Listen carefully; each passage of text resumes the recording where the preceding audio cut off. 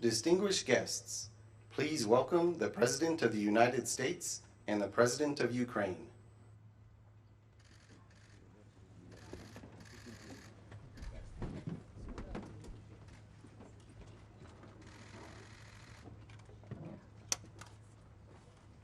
Both leaders will now sign an historic new bilateral security agreement between the United States and Ukraine.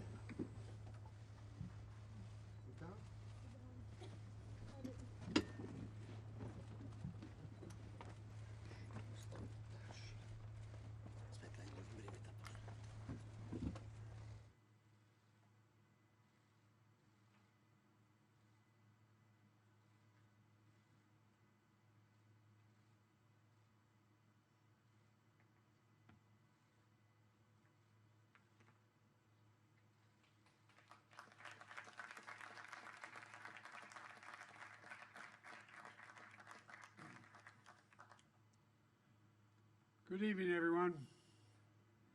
Last year at the NATO summit in Lithuania, the United States brought together every member of the G7 to sign a joint declaration of support for Ukraine. 25 additional countries joined us quickly. Each agreed to forge a long-term bilateral commitments with Ukraine. President Zelensky and I have just now signed that agreement between the United States and Ukraine. Our goal is to strengthen Ukraine's credible defense and deterrence capabilities for the long term. A lasting peace for Ukraine must be underwritten by Ukraine's own ability to defend itself now and to deter future aggression anytime in the future. The United States is going to help ensure that Ukraine can do both, not by sending American troops to fight in Ukraine, but by providing weapons and ammunition, expanding intelligence sharing, continuing to train brave Ukrainian troops at bases in Europe and the United States, enhancing interoperability between our militaries in line with NATO standards, investing in Ukraine's defense industrial base so in time they can supply their own weapons and munitions, working with Ukraine's partners to build a future force that is strong, sustainable, and resilient, and supporting Ukraine's economic recovery as well as its energy recovery after Russia has repeatedly targeted Ukraine's energy grid with massive attacks in the futile attempt to break the will of the Ukrainian people. All these lines of efforts and others are laid out in this agreement. Additionally, the G7 achieved a significant outcome this week on the matter of Russia's frozen assets in Europe and other places outside of Russia. Back in 2022, 2 days after Russia's invasion, members of the G7 and the European Union worked together to freeze $280 billion in Russian central bank funds outside of Russia. I'm very pleased to share that this week, the G7 signed a plan to finalize and unlock $50 billion from the proceeds of those frozen assets, to put that money to work for Ukraine. Another reminder to Putin, we're not backing down. In fact, we're standing together against this illegal aggression. The agreement that President Zelensky and I just signed also lays out our shared vision for a just peace, a peace rooted in the UN Charter and the principles of sovereignty and territorial integrity, a peace with a broad base of support around the world that holds Russia accountable for the damage it has done in this war. We will see this vision strongly affirmed at the historic peace conference happening in Switzerland this weekend, where Vice President Harris will represent the United States. Finally, this agreement accelerates Ukraine's integration into the European transatlantic communities. It includes major commitments from Ukraine to implement democratic, economic, and security reforms in line with the European Union's accession goals and NATO's programs of reform. While we take this step, the United States is also intensifying pressure on Russia. Yesterday, the U.S. Treasury Department made clear any bank anywhere in the world that deals with sanctioned Russian banks, companies, or individuals risk being sanctioned themselves. And we announced roughly 300 new sanctions on individuals and companies that are helping Russia with the war effort. They include key parts of Russia's financial sector. I'll wait till it goes over.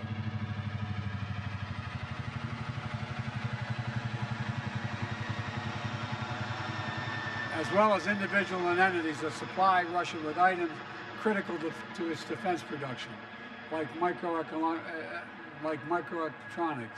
machine tools, and industrial materials. We also sanction more Russian future energy projects, that Russia's natural gas oil projects that are under construction and are not yet fully operating. Putin is counting on revenues from these projects. Our sanctions will disrupt those plans. Plus, at the G7, we discussed our shared concern about countries like China, who are supplying Russia with materials they need for their war machine. And we agreed to taking collective action to push back against that activity. Let me close with this.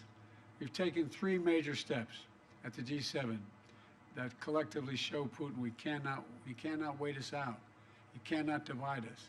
And we'll be with Ukraine until they prevail in this war. First is the bilateral security agreement just signed. Second, historic agreement to provide $50 billion in value from Russian sovereign assets to Ukraine. And third, an agreement to ensure our sanctions efforts disrupt third countries that are supplying Russia's war efforts. That will increase pressure on the Russian economy. Collectively, this is a powerful set of actions, and it will create a stronger foundation for Ukraine's success. 2.5 years ago, Putin unleashed a brutal war on Ukraine, and it's been a horrifying ordeal for the Ukrainian people who are so brave and incredible. It's also been a test for the world. Would we stand with Ukraine? Would we stand for sovereignty, freedom, and against tyranny? The United States, the G7, and countries around the world have consistently answered the question by saying, yes, we will. We will say it again. Yes, again and again and again. We're going to stand with Ukraine. And thank you, and I now yield to my friend from Ukraine, President.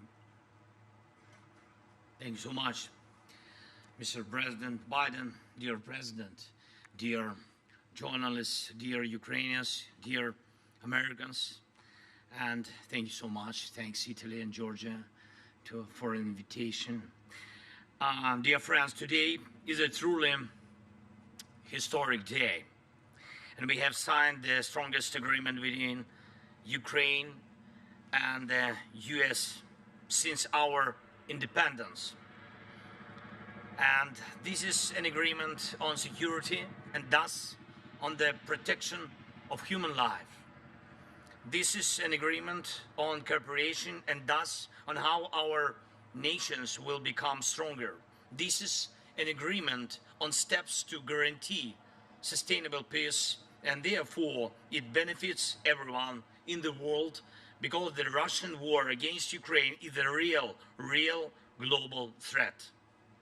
I thank you very much, Mr. President, for your leadership, which is reflected in particular in this agreement and in your years of support for Ukraine. I thank our teams, both teams, thanks very much for making sure that the details of the agreement are really good.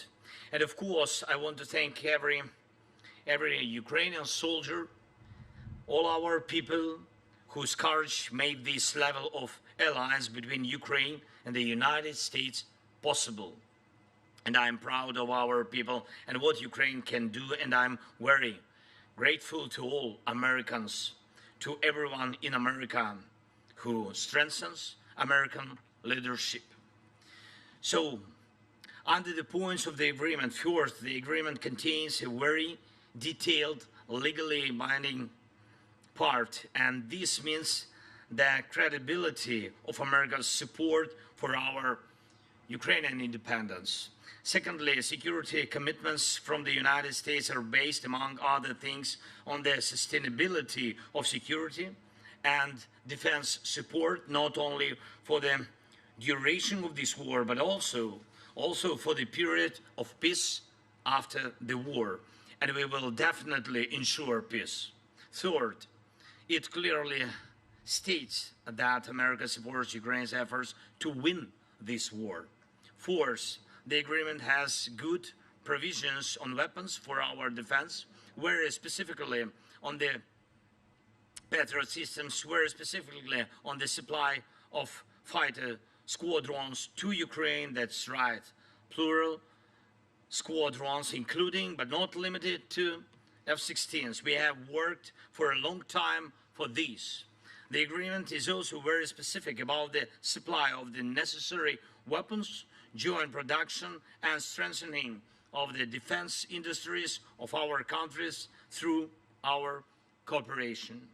And this is something that will not only provide security, but also new good jobs for Ukrainians and Americans. The agreement also outlines what is needed in terms of intelligence information. The agreement contains key aspects of protecting the lives of our people. Fifth, it is very important that the agreement also addresses the issue of Russia's just responsibility for this war and its attempts to destroy Ukrainians. America supports both fair compensation for the damage caused by Russian strikes and working out ways to ensure that frozen Russian assets are used to protect and rebuild Ukraine. The agreement also includes sanctions and export controls that will make Russia feel the pain for what it is doing against the freedom of peoples.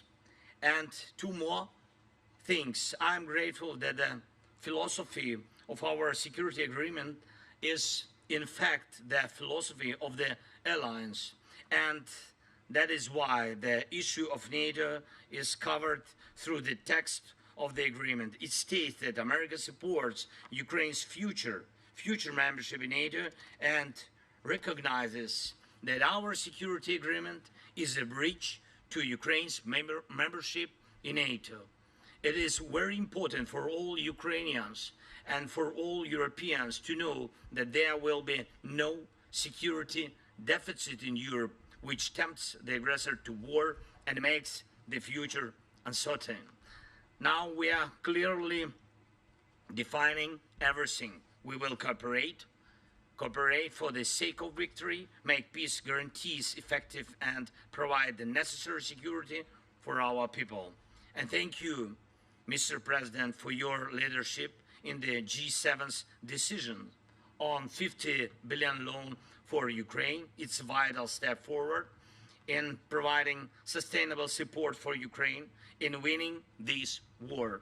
Russian immobilized assets should be used for defending lives of Ukrainians from Russian terror and for repaying the damage aggressor caused to Ukraine. It's fair and absolutely right. Mr. President, thank you, your team. I would also like to thank the United States Congress for their support, both parties, both chambers.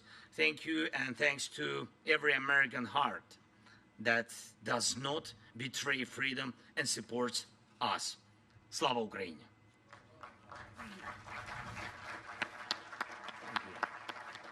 Now what we'll do is we're going to take two questions from American reporters and a question each from two American reporters and a question each from two Ukrainian reporters.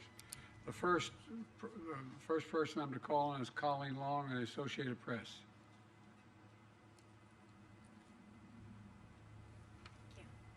Thanks, Mr. President. About 2 weeks ago, you changed course to allow Ukraine to fire U.S. weapons into Russia.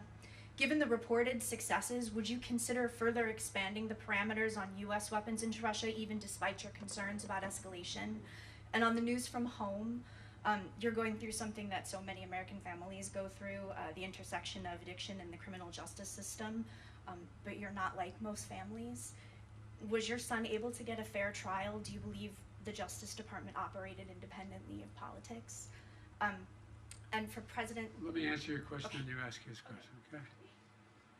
With regard to the first question, it is clear that the near abroad, meaning just across the line of the border with Russia and Ukraine, that it makes a lot of sense for Ukraine to be able to take out or combat what is coming across that border.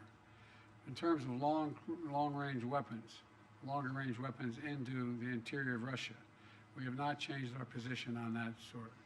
With regard to the question regarding the family, I'm extremely proud of my son Hunter. He has overcome an addiction.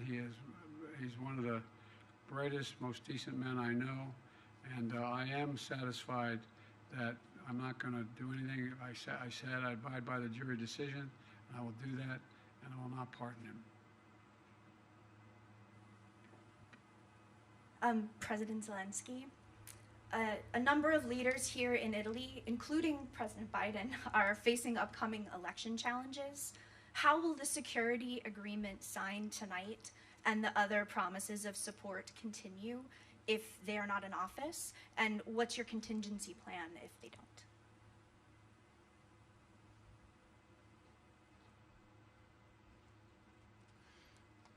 Дякую вам. Thank you If I can, for I this answer question. in Ukrainian language? May I Yes, ask- thank you so much.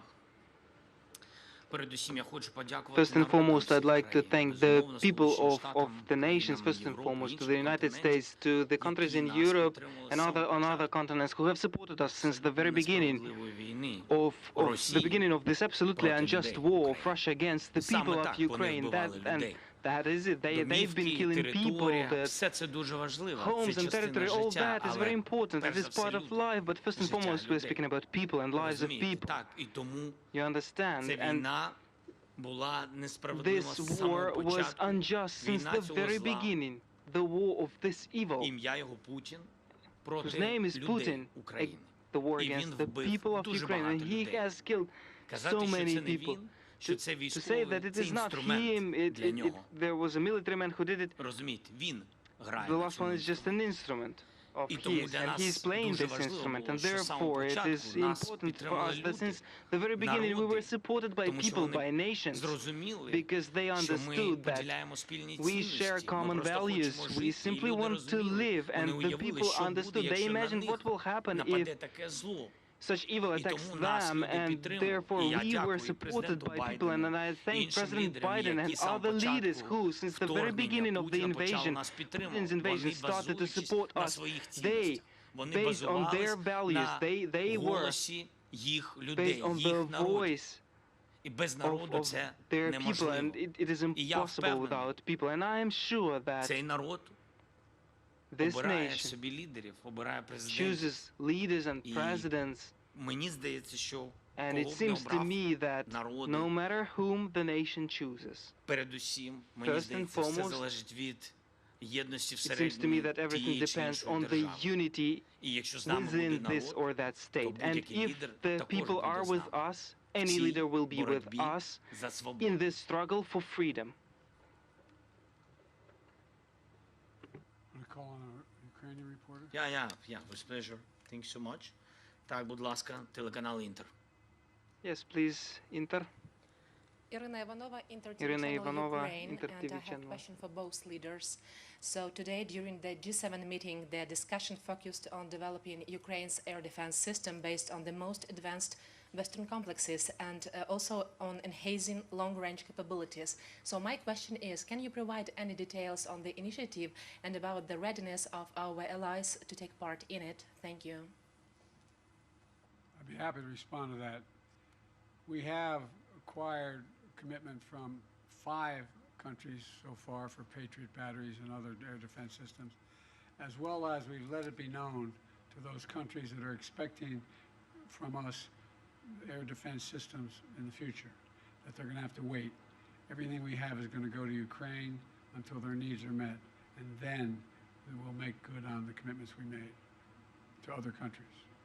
I think President Biden already answered your question. Really, he knows, and all other partners, they know that urgently we need 7 Patriot systems. Yes, to save our cities, not all of them, it's a pity, but urgently 7. And we discussed the possibility of having 5 of them. It's true, but the partners work on it.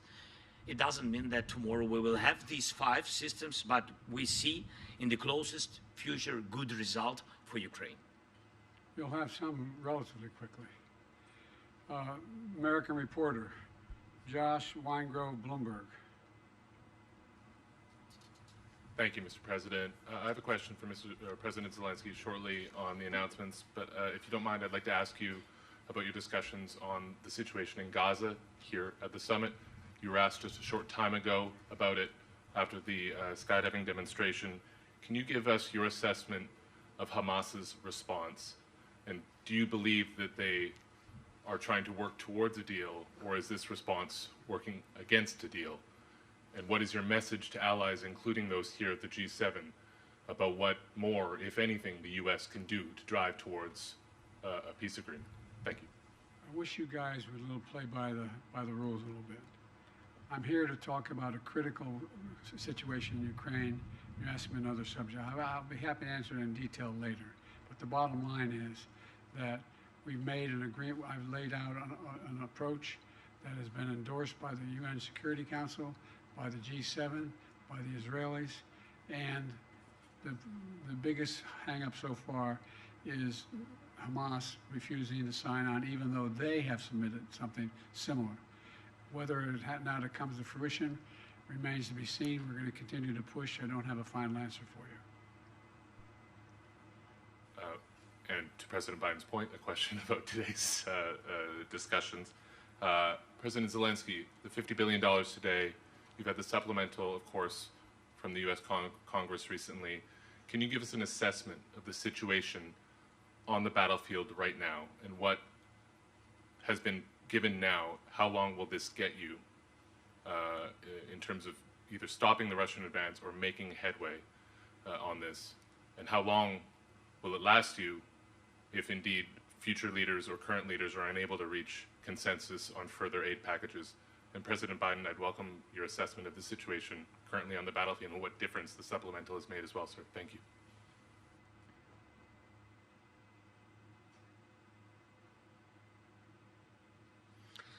Дякую за ваше запитання. Thank you for your question. Indeed, we were expecting the fundamental package of the support within the Congress of the United States of America, and truly it was a long pause for our warriors first and foremost, but it is important, and we are grateful that in the very end we have this supplement, and this will for sure strengthen our warriors. Yes, this has given the opportunity to the enemy within this pause to try to occupy Kharkiv, but that attempt was stopped by our warriors. They were repelled. The enemy was repelled, and we, despite everything, disrupted all their plans, and it seems to me that that is the most important thing. What this supplement that will arrive gives us, it enables us to fully equip the reserves, those guys, those brigades that are ready, so that they provide for the opportunity to rotate our units on the battlefield, so that they can have some rest, so that the brigades can regenerate, so that other brigades enter the battlefield instead of them with equipment. This is what the supplement gives them. So the raise of morale, but also the raise of strength of our brigades, and it seems to me that this is the most important. For how long this will be enough? Look, we without package have been holding the lines for 8 months, and the Russians had no successes. And therefore, the question on for how long it will be enough. No, I think the question has to be for how long the unity will last. The unity in the United States together with the European leaders. How these or those elections will influence this unity. It seems to me that we should look on this exactly this way, to preserve unity, to preserve the integrity of the world, integrity of the democratic world, because if Ukraine does not withstand, the democracy of many countries will not be able to withstand, and I'm sure of that. By the way, the idea that we had to wait till we passed the legislation overall, even held up by a small majority of our Republican colleagues, was just terrible. And there's a lot more money coming beyond what's already come in the other tranches that are available now that we've passed the legislation. So they'll have what they need and get it there as quickly as we possibly can. Thank you so much, Mr. President. Telegraph, будь ласка. Telegraph, please. Good evening. My name is Yaroslav Zharin of Telegraph UA. Thank you for this opportunity. I have a long way from Kyiv and have enough time to prepare such long question. Firstly, to Joe Biden. Mr. President, the additional Ukraine Supplemental Appropriations Act that you signed mandated the submission of strategy war for the war in Ukraine within 45 days after its enactment. This deadline passed on June 8th, and now yet the international community has not seen this strategy. Has it been developed? And if the strategy is classified, what step does your administration plan to take to hasten Ukraine's victory in the war? It's my first question. The second will be to the President Zelensky. What was the last part of your question? Has it been developed, this strategy, and what steps does your administration plan to take to victory Ukraine in the war?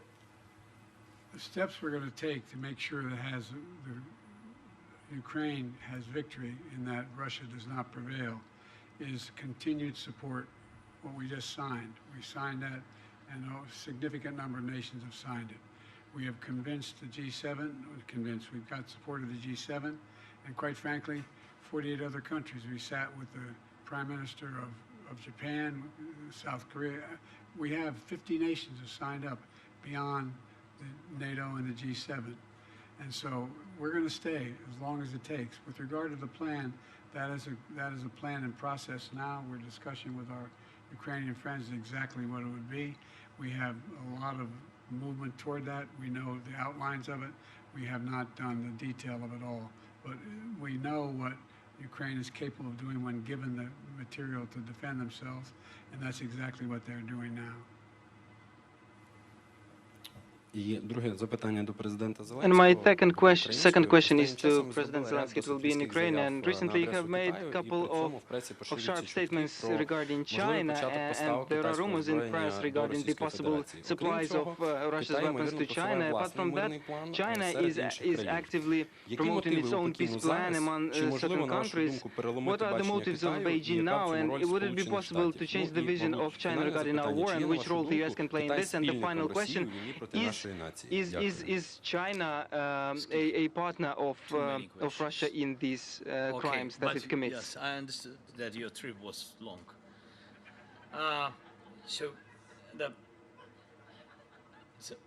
First of all, I had phone conversation with a leader of China by phone. He said that he will not sell any weapon to Russia. That is the first. We'll see with you. We'll see. But he said to me, if he is a respectable person, he will not, because he gave me the word. The second, you know very good with details our peace formula. It's very open for everybody, basing on charter, yes, UN, and you know that it bases on next principles: territorial integrity, sovereignty, nuclear security, food security. If China has alternative view on it, it can prepare alternative peace formula. If we share common views on it, like with globally with all the world, I think so. So if they share the same way to peace, we will find dialogue. By the way, China is not supplying weapons, but the ability to produce those weapons and the technology available to do it. So it is, in fact, helping Russia. Thank you all so very much. Appreciate This concludes our press conference. Thank you, everybody. Mr.